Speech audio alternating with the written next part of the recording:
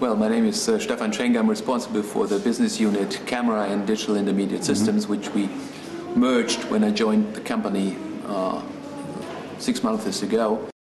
We started this as a project name, and in the meanwhile everybody is using the name and everybody loves it. And we said, well, why not have a female name, and why don't use it as a product? It's A like ARRI. The Lex even has the flex of ARRI flex in it. We thought about having a full range of cameras and dedicated to the different levels that are needed and wanted by our customers. So we had a lot of discussions with our customers. There were a lot of focus group done by product management and others in our company, and the outcome was we need this kind of system to serve the entry model, as we call it, for more the TV applications, but it's a good camera, so you can use it for not only that, and then goes up to a 4x3 sensor with the optical viewfinder in the end. So that is the whole range we present. This is the first time you guys are proposing an electronic viewfinder, huh? That's right. We think there must be some high-end optical viewfinder for those who are used to it, but there are lots of people out there who are used to the HD look, and they wanted obviously to have something which is more in their way, and that's why we came up with the electronic viewfinder. We call it EV because it has an electronic viewfinder. We call it EV Plus because it has the remote control, and we call it OV because it has the optical viewfinder. So that is, whether we stick to that as well, we will see that maybe. Right. And so the first model, I think you were saying, was around 50,000 euros. So we can talk euros. Huh? That is about it. Yes, the end model, the OV with the optical viewfinder, 4x3 sensor, that anamorphic shoot, that will be around 130. Now we have the first working prototype ready. Yeah, we just want to show everybody that we are there, that the camera is working, it's running, and that we are still on track for the promised date, which is June this year. We will have the D21 solutions, of course, in place with the Alexa as well, so there will be HD output, there is ARRI raw output with a T-Link like with D21, but then there will be something more. Well, that is probably the most asked question since IBC, and the most answer we gave, well, actually we only give one answer in this, is we are not allowed to talk about it due to NDA reasons, and so we will announce that at NAB. That is just the truth. So that's great. So it's something to look forward to NAB. Yes. You will find some new recording. You will offer some new recording possibilities. Exactly. Basically, we have to face the reality. There's 16:9 and there's 4:3. Yeah. So that is why we did it. If you look at the different requests in the market, there is a request for having a very easy workflow, HD workflow, simple solution, 16:9 and point. Well, it's wonderful that you'll be able to continue to shoot anamorphic and continue to use anamorphic lenses with digital. I think that's a very important part of the cinematic tradition. This will be with the last model, the OB. The sensor is designed by our engineers at ARRI. The story behind is that our people there were thinking about how many Ks should it have, what is our positioning there. Everybody's talking about 4K and so on. So we decided to get the best picture for definite output, and we said, well, what's the output? The output is 2K in the moment. 95% is done in 2K. And if that is the case, so what is the best size of pixels we can use? Because there's a given space we can use.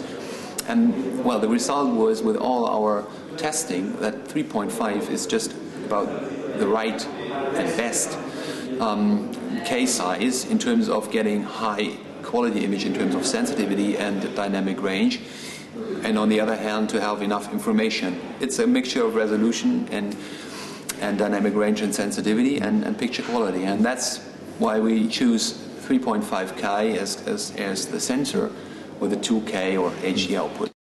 If there is more 4K projection, do you think the 3.5K will still do it, or do you think we will see how this story continues with the 4K projection. First of all, there's analog projection. Then we have a certain amount that is 2K projection. And now already to speak about 4K projection, I think we have to look at the invest that goes along with it and have to see how many, if you look not only at Hollywood, but really get a big picture of China, India, Germany, France, England, Russia, wherever, how many people really will go into this 4K projection. And by that time, we have passed down some time, and then we most probably will look at what ARRI is doing. You have shown tests with comparison with a competitor A. A lot of people have some ideas. In fact, I even have an idea of who competitor A is. But just wondering about that approach, that philosophy of comparing the two. Well, in the beginning, we of course have our benchmarks. We of course look what is good and what we want to where we want to be better. So that was saying which camera is said to have the best image quality, which sensor is said to have the best sensitivity, and then we said, okay, then let's compare and see what is the difference.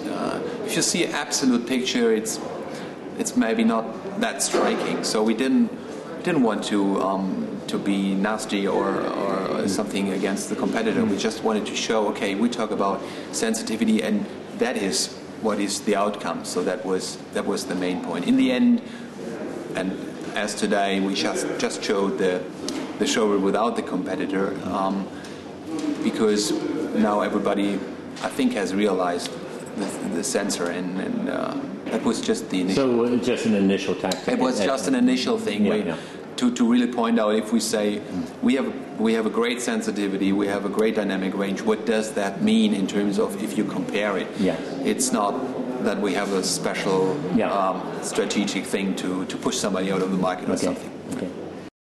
Jim Jannard, recently on the CML website, I'm sure you read the post, you saw the post, said we should do a comparison between Red and Alexa. How do you react to that?